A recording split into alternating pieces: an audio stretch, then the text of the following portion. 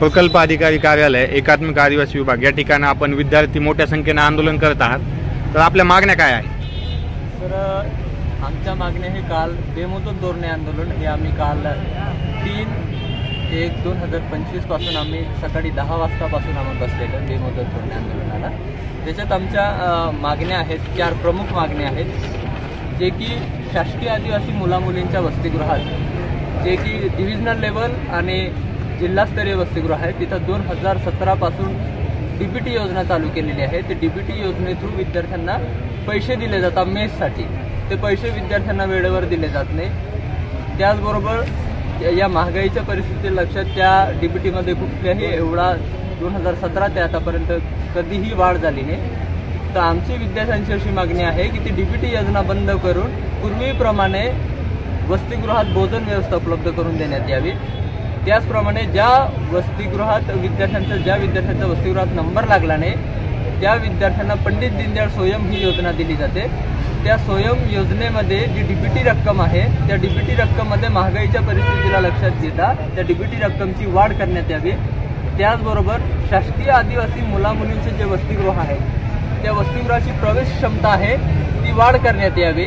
त्याचबरोबर post matric scholarship आहे जे की विद्यार्थ्यांना दिली जाते, शैक्षणिक वर्षाच्या आतच ती विद्यार्थ्यांना वितरित करण्यात यावी, कारण मागील 2 ते 3 वर्षापासून जी शिष्यवृत्ती रक्कम आहे ती प्रलंबित आहे आणि याचा इफेक्ट आहे तो विद्यार्थ्यांवर होतोय। त्याचं कारण हे आहे की एखाद्या विद्यार्थ्यांनी जर समजा कोर्स कंप्लीट केल्यानंतर डॉक्युमेंट जर काढायचे असतील तर कॉलेजवाले हे स्कॉलरशिप न आल्यामुळे विद्यार्थ्यांना त्रास देत असतात आणि विद्यार्थी हा शिक्षणापासून वंचित राहत असतो। म्हणून हे आमच्या या 4 प्रमुख मागण्या आहेत। आदिवासी कार्यालय छत्रपती संभाजीनगर या ठिकाणी तुम्ही आंदोलन करत आहात, काय तुमच्या मागण्या आहेत? आम्ही कालपासून गेले होतो, आम्ही कालपासून आलेले, रात्रभर पण इथेच होतो ना। आम्हाला जेवणाची सोय, पाण्याची सोय नाही, एवढ्या मुली बसलेल्या आहेत त्यांना वॉशरूमची पण इथे सोय नाही आहे।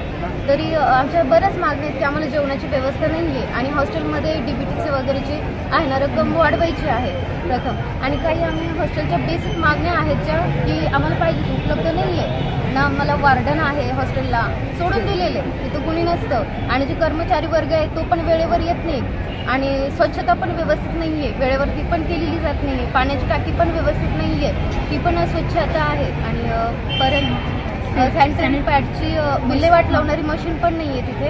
आणि आमच्या हॉस्टेलला पहिली गोष्ट म्हणजे वार्डन आहेच नाही, तर आम्हाला वार्डन पाहिजे आणि काय कारण असेल, काय समस्या असेल तर आम्ही कोणाला सांगणार? मॅम असली तर मॅमलाच सांगणार ना, दुसऱ्यांना कोणाला सांगणार? त्याच्यामुळे आम्हाला पहिली गोष्ट म्हणजे पहिली वार्डनच पाहिजे आम्हाला।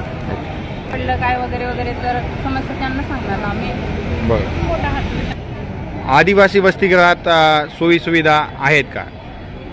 सोयी सुविधा फक्त दाखवल्या जातात। एक कम्प्युटर ठेवलेला आहे आणि सध्याच्या जनरेशनमध्ये ऑनलाईन अभ्यास चालू आहे सगळ्यांचा, आणि त्याच्यामध्ये एका कम्प्युटरवर 200 मुली कशा अभ्यास करणार आहे?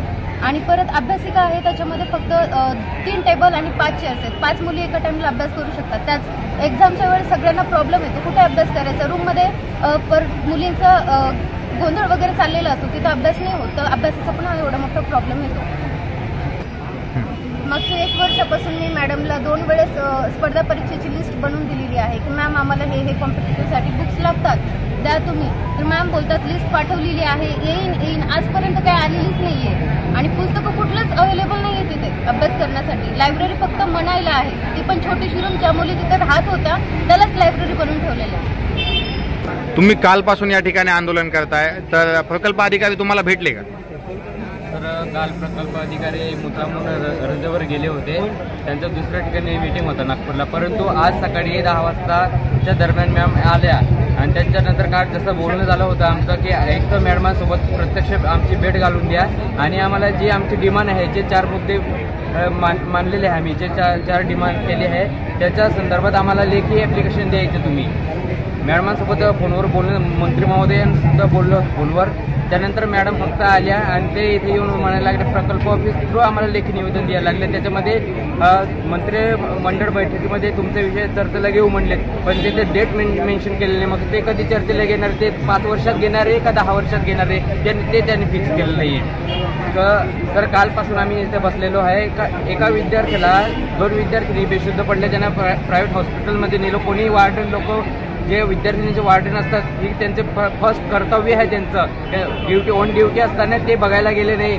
आणि कालपासून विद्यार्थिनी उपाशी आहे सर, नुसतं नाश्त्यावर दिवस काढलेले. आणि काल रात्रीपासून ते आजपर्यंत त्याने कोणत्याही वार्डनने जेवणाची किंवा असली सोय करून दिली नाही. परंतु प्रकल्प अधिकारी मॅडम इथं हजर असताना सुद्धा आता आज सॅटर्डे आहे, ठीक आहे, आज सुट्टी असली, कार्यालयात सुट्टी असली सर, तरीही विद्यार्थी ते बसले असताना ऑफिसला लाभ कशा केलं त्यांनी.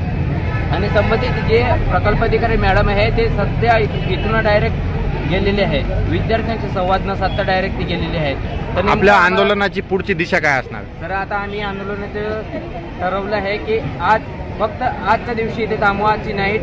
जर उद्यापर्यंत आमचा डिमांड पूर्ण करून भेटले नाहीत आम्हाला, तो उद्या छत्रपती संभाजीनगर ते मुंबई मंत्रालयापर्यंत पायी लोंग मोर्चा काढणार आहे. हे निश्चित ठाम आहे, सगळे विद्यार्थ्यांनी ठरवून घेतलेले. एकात्मिक आदिवासी विकास विभाग या ठिकाणं छत्रपती संभाजीनगर इथे गारखेडा परिसरामध्ये आदिवासी मुलं या ठिकाणं जे वसतिगृहामध्ये राहत आहेत, शहरातील विविध वसतिगृहामध्ये हे मुलं या ठिकाणी येऊन त्यांच्या समस्यासाठी आंदोलन करत आहेत. त्यांनी समस्या आताच आपल्याला सगळ्या सांगितलेल्या आहेत आणि या आंदोलनाची दखल मीडिया त्या ठिकाणी घ्यायला तयार नाही, प्रकल्प अधिकारी घ्यायला तयार नाहीत. म्हणजे अक्षरश त्यांनी या ठिकाणी ऑफिसला कुलूप लावलेलं आहे.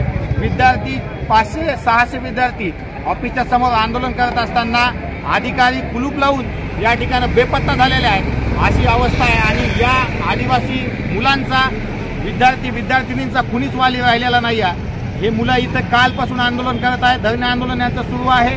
आणि या आंदोलनामध्ये त्यांना अक्षरशः त्यांना हॉस्टेलमध्ये जेवण मिळत नाही, हॉस्टेलमध्ये कर्मचारी नाहीत, हॉस्टेलमध्ये पाण्याची सुविधा नाही आहे, कॉम्प्युटर लॅब नाही आहे, हॉस्टेलमध्ये ग्रंथालय त्या ठिकाणी नाही आहे. अनेक समस्या आदिवासी वसतिगृहासंदर्भात आहेत आणि या समस्याला घेऊन हे विद्यार्थी या ठिकाणी आंदोलन करत आहेत. डीबीटीचे पैसे त्यांना वेळेवर मिळत नाहीयेत, डीबीटीमध्ये वाढ करा अशी देखील त्यांची मागणी आहे. तर या मागण्यांची तात्काळ दखल घेण्यात यावी, अन्यथा आम्ही छत्रपती संभाजीनगर ते मुंबई मंत्रालय पर्यंत लॉंग मार्च काढू असे आवाहन या ठिकाणी विद्यार्थ्यांनी केलेले आहे. तरी शासनानं यांची दखल घ्यावी.